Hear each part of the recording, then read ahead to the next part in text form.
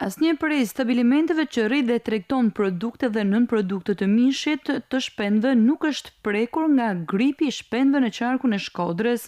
Konfirmimi vjen nga përgjegjësi i shërbimit veteriner Mark Preçi. Qarku i Shkodrës vazhdon të mbetet një qark i pastë nga influenca aviare.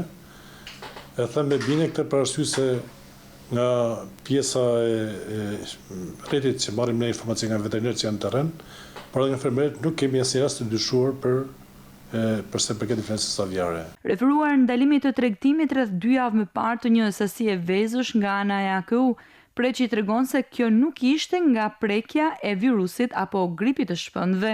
Absolutisht asnjë rast nuk ka pas dëshime për influencën aviare për cilën po flasim, por në njëjtën kohë ne vazhdojmë të kryejmë procedurat e monitorimit kryesisht në shpendët ujor, i bazë një programi të miratur nga ana e ministrisë.